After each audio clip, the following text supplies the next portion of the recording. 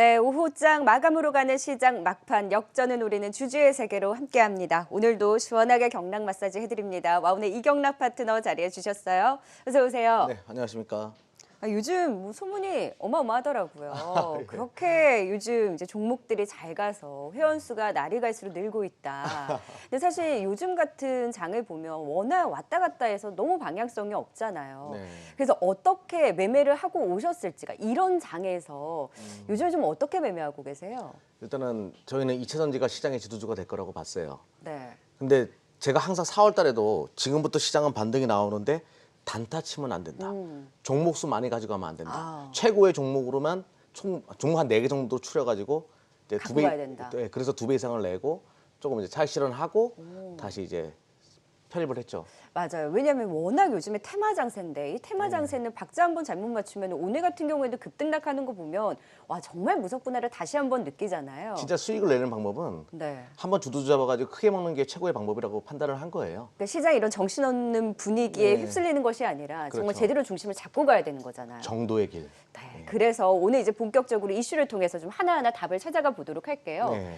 오늘 그나마 좀 이슈가 있었어요. 금통에서 공매도 금지 연장 좀 가닥을 잡고 있다. 지금 원래 이제 9월 달부터면 다시금 풀리는데 네. 바로 이제 풀면 시장에 대해서도 어느 정도 영향이 있고 역풍에 대한 우려가 있어서 네. 좀 더 공매도 금지 연장을 하겠다라는 이 이슈가 나왔는데 그러면 지금 뭐 바이오라든지 테마 장세가 더 움직일 것인가? 그래도 시장 전체적으로 긍정적인 분위기를 가져갈까에 대해서는 어떻게 보세요? 뭐 부정과 긍정이 공존한다 이렇게 봐야 되겠죠.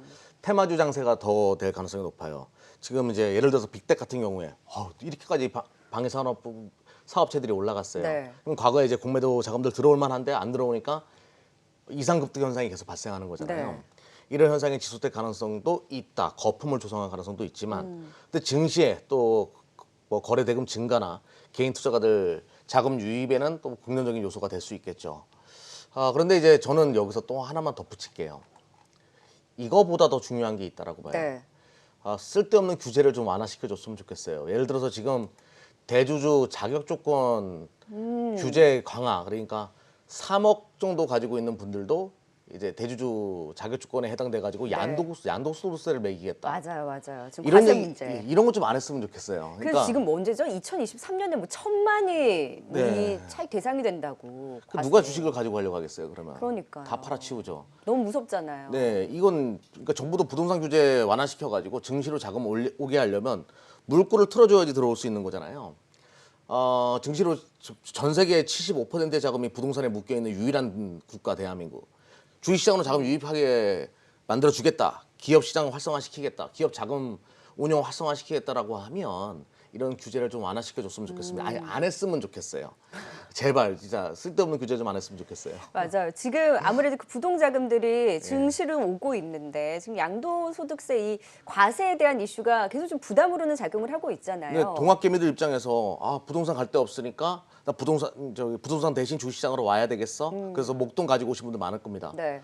들어오자마자 뭐 양도세 매긴다고? 황당한 거죠. 예. 뉴스 보면 그렇잖아요. 뭐 네. 동학개미로 인해서 증시로 들어오는 개인들의 자금이 어마어마하니까 나중에는 이게 또 변동성의 원인이 될까봐 무섭다라는 금융당국의 얘기가 있었는데 이 양도소득세 과세만 안 해도 이 변동성 덜한 그렇죠. 거잖아요. 다 12월 전에 다 덜어내려고 할 거네요. 그러니까요. 주가 어떻게 가겠어요? 그러니까요. 동학개미가 아니라 동학폭탄이 될 수 있어요. 이거 나중에. 맞아요. 정부도 이제 지금 현재 이런 상황을 좀 인지하시고 거기에 맞춰가지고 좀 준비해 주셨으면 좋겠습니다. 결국에는 그러니까 공매도 금지 연장에 대한 이 이슈는 결국 테마주라든지 바이오주가 조금 더 움직일 여지를 가져갈 수 있기는 하지만 네. 결국에는 이 공매도 금지 연장을 넘어서 네. 추가적으로 그 규제를 했던 부분에 대해서 양도소득세 관련한 과세에 대한 이슈에 대해서 완화적인 부분이 확실히 필요하다. 우리 시장 참여자로서는 뭐 다 동의를 하는. 네, 그리고 내용일 거래세도 거예요. 좀 없앴으면 좋겠어요. 네. 이거 너무 그런 건가? 아니, 거기는 안 바랄게요. 아무튼. 시원하게 계속 경락 마사지 해주세요.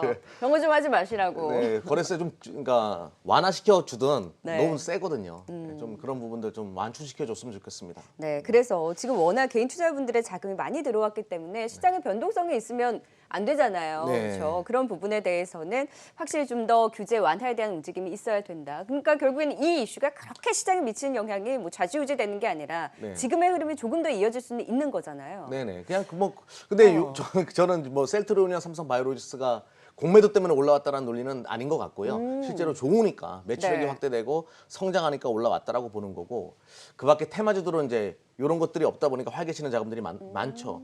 오히려 지금은 부정적인 요소도 많기 때문에 네. 굳이 이것 때문에 뭐 아. 우리가 시장이 더 간다 만다 이런 얘기를 할 필요는 없을 것 같아요. 왜 근데 코스닥 시장이 좀 열심히 올라왔던 게 그래도 이 영향이 좀 있지 않았을까요? 뭐 상당 부분 있었다고 봅니다. 예. 근데 이제 어느 정도 바이오주들은 워낙 이제 셀트리온이나 삼성바이오스 좋았던 부분이 있었고, 근데 이제 테마주들이 조금 더 갈 수 있는 여지는 그럼 좀 생긴 거죠? 네, 생긴 건데 이게 또 나중에 부메랑이 될 수 있죠. 맞아요. 이게 이제 거품을 만들어내니까 나중에 거품이 거치고 나면 또 시장에 개인 투자가들이 힘들어지는 구간이 발생할 수 있기 때문에 네.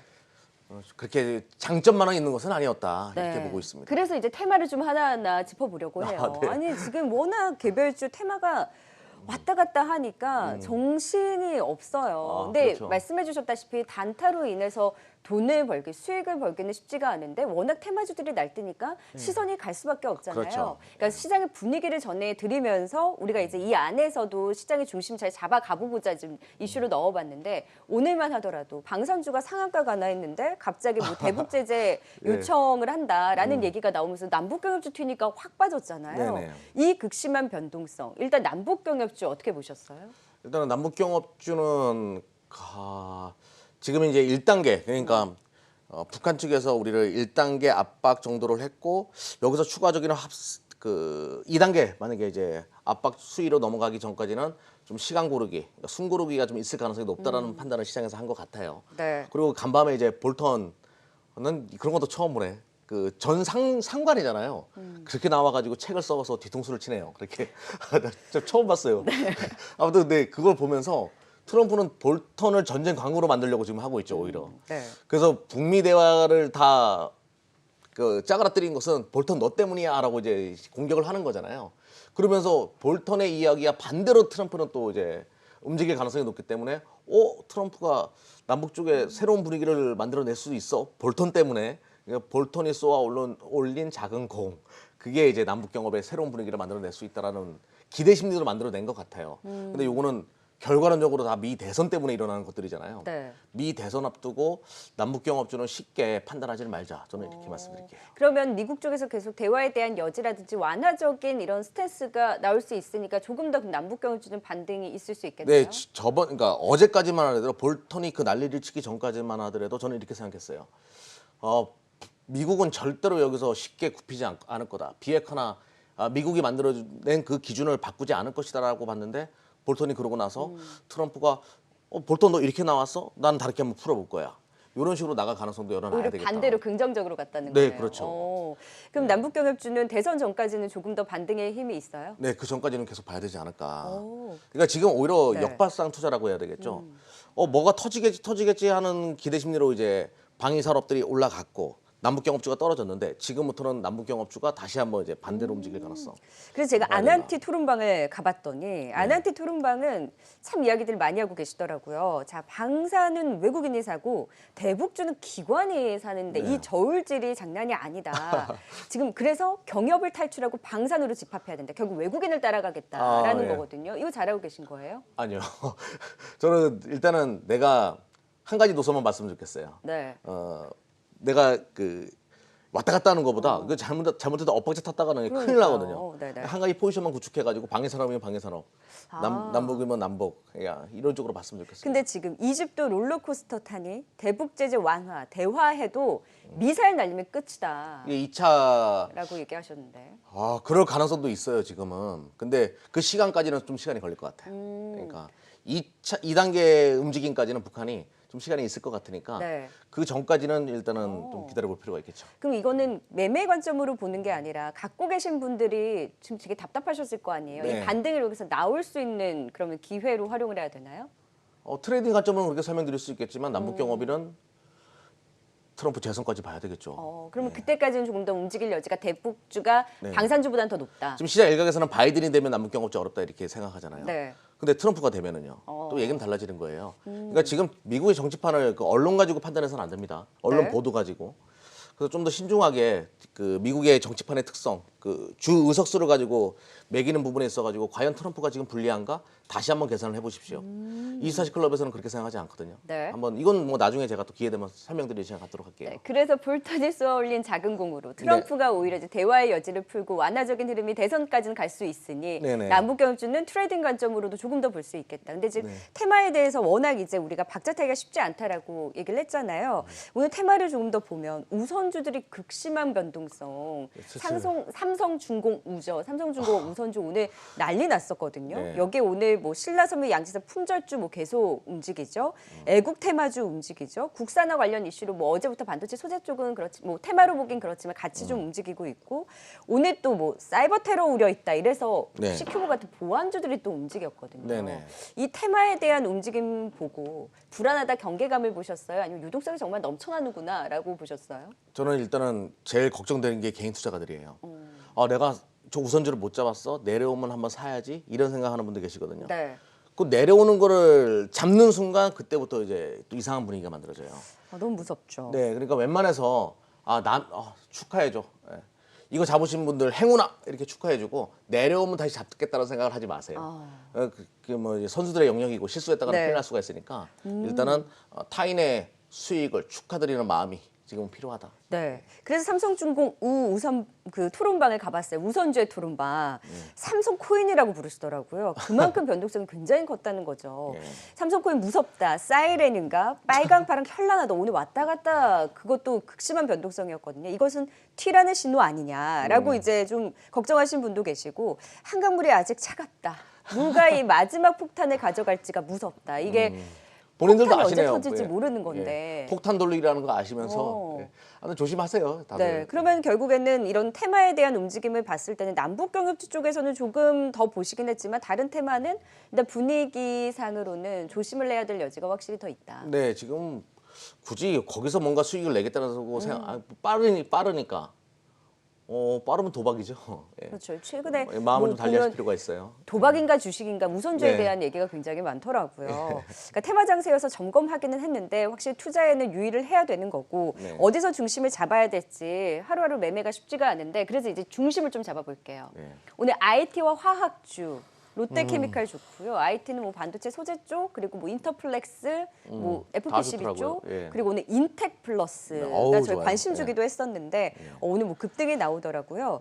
근데 저희 먼저 이 이야기 나누기 앞서서 우리가 어제 그 얘기했었잖아요. 예. 그러니까 외국인들이 살짝 이제 입질이 오고 있다. 근데 제가 오늘 수급을 보니까 확실히 너무 흥미로운 거예요. 외국인이 삼성전자 매수, KB금융, 롯데케미칼, 셀트리온, 그러니까 업종 대표주에 대한 그러네요. 매수가 딱 들어가는 거 봤을 때 예. 패시브 성격의 이 자금이 계속 지금 입질이 온다라고 볼 수 있는 건 거죠. 일단은 그렇죠. 그러니까 나스닥 아니죠. 만스닥 시대가 열리고 나서 네. 자산 배분의 순서가 있어요.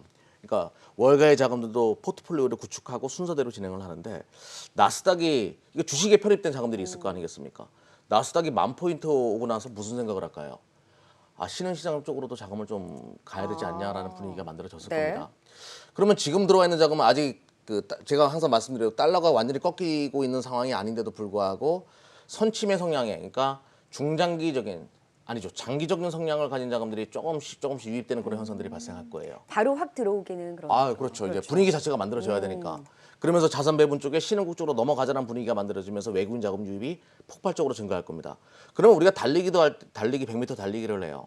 처음에는 이렇게 해가지고 요이 땅 했을 때 뛰잖아요. 근데 네. 처음에 속도가 느리다가 빠르게 올라가잖아요. 외국인 작업도 그런 식의 오. 단계별 움직임이 예상돼요.